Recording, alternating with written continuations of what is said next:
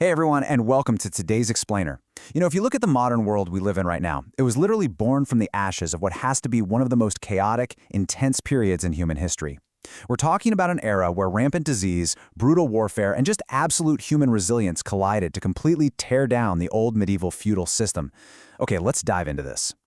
Here's our roadmap for this explainer. We're going to start with the arrival of the Black Death, look at how people reacted to the plague, and track the fall of feudalism. After that, we'll hit the 100 Years' War, talk about Joan of Arc, and wrap up with how all of this created a completely transformed Europe. Section 1. The Black Death arrives.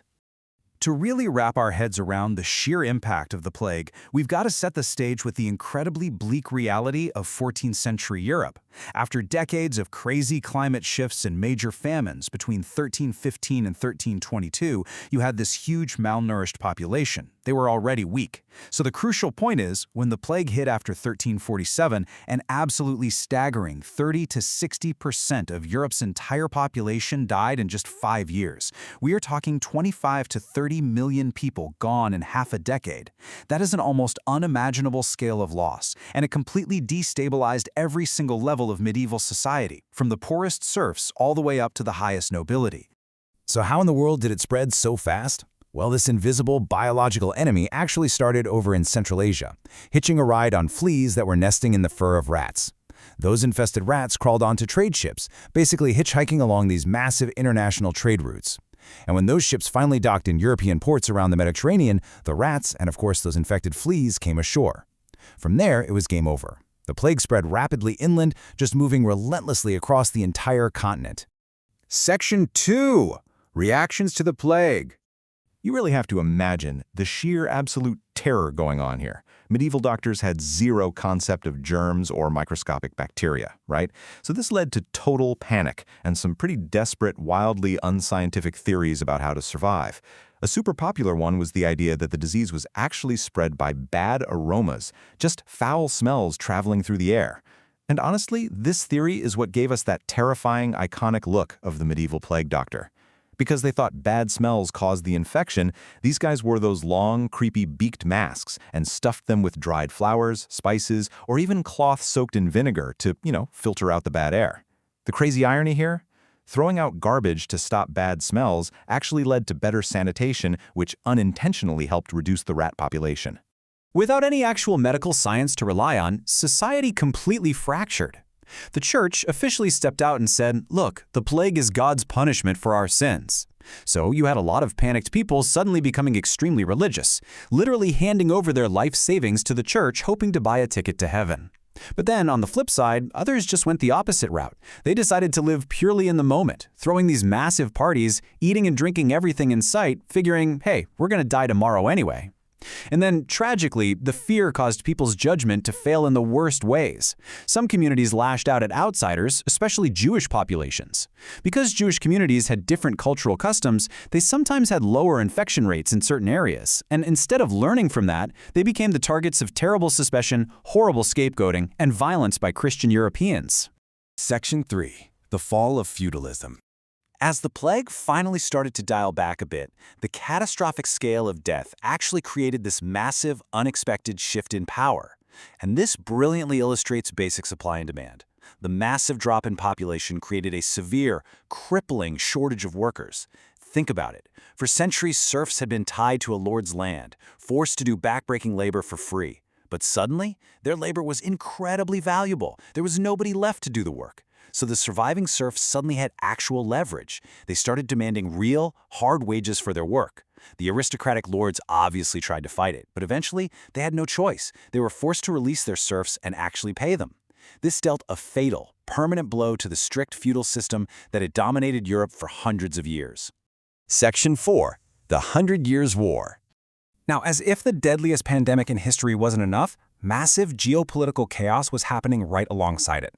From 1337 all the way to 1453, a grueling, multi-generational conflict ripped across the continent.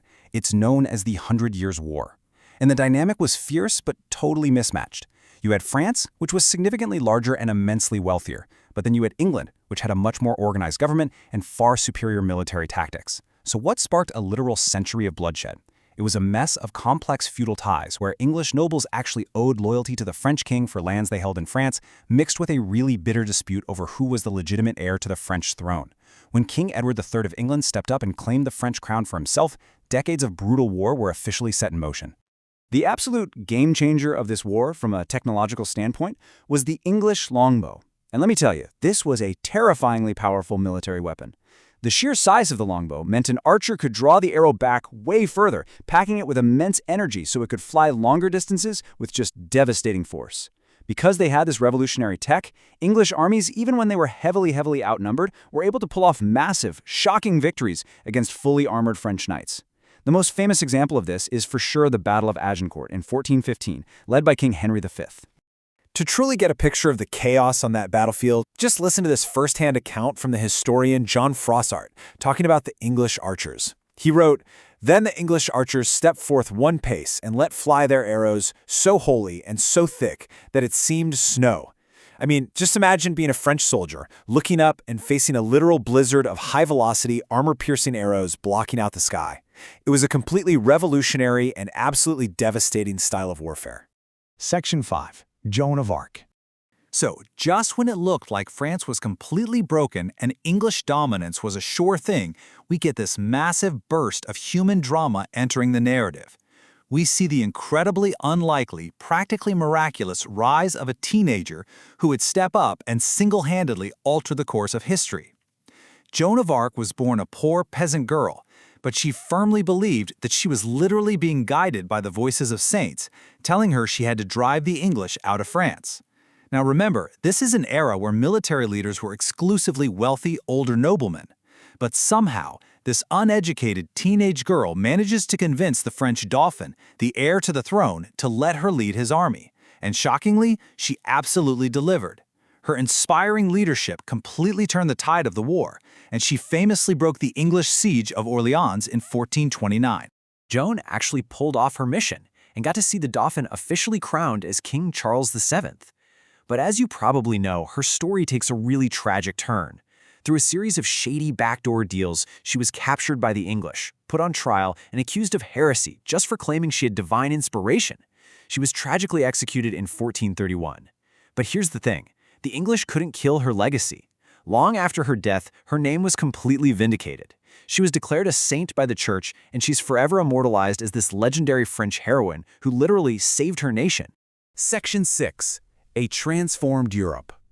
Let's move to and see how this builds, because out of all this relentless death, warfare, and just total societal collapse, the foundation for our modernizing world was actively being forged.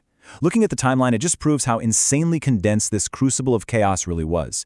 You've got the great famines, the outbreak of a century-long war, the arrival of the absolute deadliest pandemic in human history, and these monumental shifts in military power, all literally crashing into each other at the exact same time. The old medieval world was just burning away, and it was making room for something entirely new. Amazingly, there were some incredible silver linings that came out of this nightmare. Things that directly helped build the world we recognize today. The breakdown of those rigid old medieval structures actually gave birth to a wealthier, much more interconnected society. Because there were far fewer people, peasant farmers got to focus on the absolute best, most fertile land, which meant more food per capita and way better diets for their survivors. We also see the massive rise of the middle class, where craftspeople and trade guilds started gaining immense power in the towns. Plus, fighting the 100 Years' War forced England and France to forge these very distinct, passionate national identities. And finally, as everyday wealth started to grow, there was a huge boom in university education. Suddenly, the demand for Greek and Latin texts skyrocketed, which directly paved the way for Johannes Gutenberg to invent the movable type printing press right around 1440. So, I want to leave you with this provocative final thought. Did the horrific devastation of the Middle Ages actually make the brilliance of the Renaissance possible? It is so fascinating to realize that the darkest days of plague, famine, and brutal bloody war were the exact things that shattered the oppressive feudal system, elevated the middle class, and sparked the greatest intellectual explosion in European history. Thank you so much for joining me on this explainer, and definitely keep questioning the history that built our world.